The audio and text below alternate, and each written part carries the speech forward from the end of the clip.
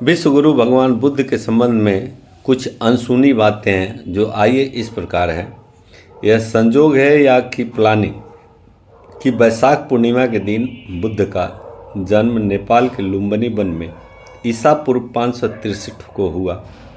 उनकी माता महामाया देवी जब अपने नैहर देवदह जा रही थी तो कपिलवस्तु और देवदह के बीच नौतनवा स्टेशन से 8 मील दूर पश्चिम में रुम्मनदेही नामक स्थान के पास उस काल में लुम्बिनी वन में पुत्र को जन्म दिया। इसी दिन पूर्णिमा के दिन 528 ईसा पूर्व उन्होंने बोध गया में एक वृक्ष के नीचे सत्य को जाना और ज्ञान की प्राप्ति हुई और इसी दिन वे 483 ईसा पूर्व को 80 वर्ष की उम्र में दुनिया को कुशीनगर से अलविदा कह गए। दूसरा, भगवान बुद्ध का जन्म का नाम सिद्धार्थ रखा गया। सिद्धार्थ के पिता सुशोधन कपिलवस्तु के राजा थे और उनका सम्मान नेपाल ही नहीं समूचे भारत में था। सिद्धार्थ की मौसी गौतमी ने उनका लालन पालन किया क्योंकि सिद्धार्थ के जन्म के 7 दिन बाद ही उनकी मां का देहांत हो गया था। तीसरा, गौतम बुद्ध शाक्य वंशी क्षत्रिय थे। शाक्य वंश में जन्मे सिद्धार्थ का 16 वर्ष की उम्र में दंडपाणी शाक्य की कन्या यशोधरा के साथ विवाह हुआ। यशोधरा से उनको एक पुत्र मिला जिसका नाम राहुल रखा गया। बाद में यशोधरा और राहुल दोनों बुद्ध के भिक्षु हो गए थे। चौथा, बुद्ध के जन्म के बाद एक भविष्यवक्ता ने राजा सुशोधन से कहा था यह बालक चक्रवर्ती सम्राट बनेगा, लेकिन यदि वैराग्य भाव उत्पन्न हो गया तो इसे बुद्ध होने से कोई नहीं रोक सकता है और इसकी ख्याति समुचे संसार में अनंत काल तक कायम रहेगी।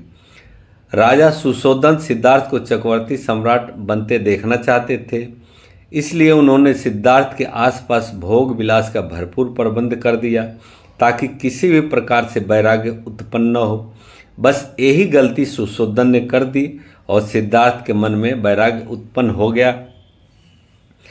पांचवा, कहते हैं कि एक बार वे शाक्यों के संग में सम्मिलित होने गए।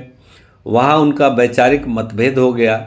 मन में वैराग्य भाव तो था ही, इसके अलावा क्षत्रिय शाक्य संघ से वैचारिक मतभेद के चलते संघ ने उनके समक्ष 2 प्रस्ताव रखे थे। वह यह है कि फांसी चाहते हो या किसी देश छोड़कर जाना चाहते हो। सिद्धार्थ ने कहा कि जो आप दंड देना चाहें। शाक्यों के सेनापति ने सोचा कि दोनों ही स्थिति में कौशल नरेश को सिद्धार्थ से हुए विवाद का पता चल जाएगा और हमें दंड भुगतना होगा। तब सिद्धार्थ ने कहा कि आप निश्चिंत रहें, मैं संन्यास लेकर चुपचाप ही देश से दूर चला जाऊंगा। आपकी इच्छा भी पूरी होगी और मेरी भी।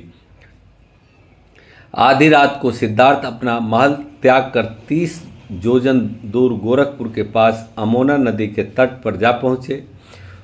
वहाँ उन्होंने अपने राजसी वस्त्र उतारे और केस काटकर खुद को संन्यास्त कर दिया। उस वक्त उनकी आयु 29 वर्ष थी। कठिन तप के बाद उन्होंने बोधि प्राप्त की। बोधि प्राप्त की घटना ईसा के 528 वर्ष पूर्व की है, जब सिद्धार्थ 35 वर्ष के थे। भारत के बिहार में बोध गया में आज भी वह बट वृक्ष विद्यमान है जिसे अब बोधि वृक्ष कहा जाता है, जिनके नीचे उनको ज्ञान की प्राप्ति हुई थी। सम्राट अशोक इस वृक्ष की एक शाखा श्रीलंका ले गए थे, वहाँ भी यह वृक्ष है। छठा, कुछ लोग कहते हैं कि श्रीमद् भागवत पुराण और विष्णु पुराण में हमें शाक्यों की वंशावली के बारे में उल्लेख पढ़ने को मिलता है। कहते हैं कि राम के 2 पुत्रों लौ और कुश में से कुश का वंश ही आगे चल पाया। कुश के वंश में ही आगे चलकर शल्य हुए, जो कि कुश की 50वीं पीढ़ी में महाभारत काल में उपस्थित थे। इसी शल्य की लगभग 25वीं पीढ़ी में ही गौतम बुद्ध हुए थे। इनका क्रम इस प्रकार बताया जाता है। शल्य के बाद बृहच्छ्य, उरुच्छ्य, वत्सद्रोह, प्रतिव्योम, दिवाकर, सदेव, ध्रुवाश्व, भानुरथ, प्रतिस्व, सुप्रतीप, मरुदेव, सुनक्षत्र, किन्नराश्रव, अंतरिक्ष, सुषेण, सुमित्र, बृहद्रज, धर्म, कृतजय, व्रात, रद्रजय, संजय, शाक्य, सुशोधन और फिर सिद्धार्थ हुए, जो आगे चलकर गौतम बुद्ध कहलाए। इन्हीं सिद्धार्थ के पुत्र राहुल थे। राहुल को कहीं कहीं लांगन लिखा गया है। राहुल के बाद प्रसेनजीत, क्षुद्रक, कुलक, सूरत और सुमित्र हुए। इस तरह का उल्लेख शाक्यवंशी समाज की पुस्तकों में मिलता है। शाक्यवार समाज भी ऐसा ही मानता है। सातवां, भगवान बुद्ध ने भिक्षुओं के आग्रह पर उन्हें वचन दिया था कि मैं मैत्रेय से पुनः जन्म लूँगा। तब से अब तक 2500 साल से अधिक समय बीत गया। कहते हैं कि बुद्ध ने इस बीच कई बार जन्म लेने का प्रयास किया, लेकिन कुछ कारण ऐसे बने कि वे जन्म नहीं ले पाए। अंततः थियोसॉफिकल सोसाइटी ने जे कृष्णमूर्ति के भीतर उन्हें अवतरित होने के लिए सारे इंतजाम किए थे, लेकिन वह प्रयास भी असफल सिद्ध हुआ। अंततः ओशो रजनीश ने उन्हें अपने शरीर में अवतरित होने की अनुमति दे दी थी।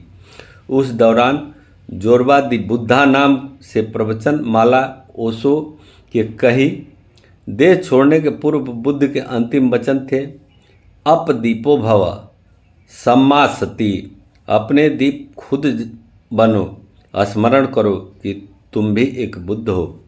आठवां, बुद्ध के प्रमुख गुरु विश्वामित्र, आलारा, कलम, उद्दाक, रामापुत थे, जबकि बुद्ध के प्रमुख 10 शिष्य आनंद, अनिरुद्ध, महाकश्यप, रानी खेमा, महाप्रजापति, भद्रिका, भृगु, किम्बाल, देवदत्त और उपाली थे।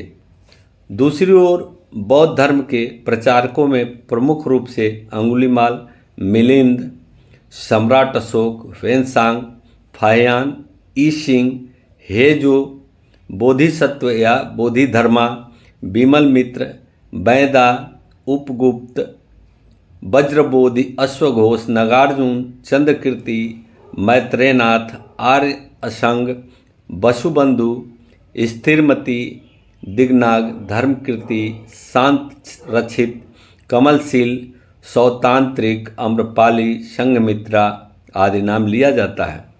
बौद्ध धर्म प्रचार से उनके भिक्षुओं की संख्या बढ़ने लगी, तो भिक्षुओं के आग्रह पर बौद्ध संघ की स्थापना की गई। बौद्ध संघ में बुद्ध ने स्त्रियों को भी लेने की अनुमति दे दी। बुद्ध के परिनिर्वाण के बाद वैशाली में संपन्न द्वितीय बौद्ध संगति में संघ के 2 हिस्से हो गए, हीनयान और महायान। सम्राट अशोक ने 249 ईस्वी पूर्व में पाटलिपुत्र में तृतीय बौद्ध संगति का आयोजन कराया था। उनके बाद भी भरपूर प्रयास किए गए कि सभी भिक्षुओं को एक ही तरह के बौद्ध संघ के अंतर्गत रखे जाने से, किंतु देश और काल के अनुसार इसमें बदलाव होता रहा। 9वां है, शोध बताते हैं कि दुनिया में सर्वाधिक प्रवचन बुद्ध के ही रहे हैं। यह रिकॉर्ड है कि बुद्ध ने जितना कहा और जितना समझाया उतना किसी और ने नहीं। धरती पर अभी तक ऐसा कोई नहीं हुआ जो बुद्ध के बराबर कहा हो।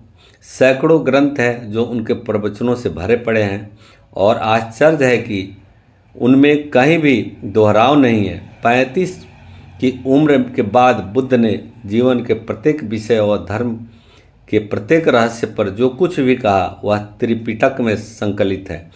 त्रिपिटक अर्थात 3 पिटक, विनय पिटक, सूत पिटक और अभिधम पिटक।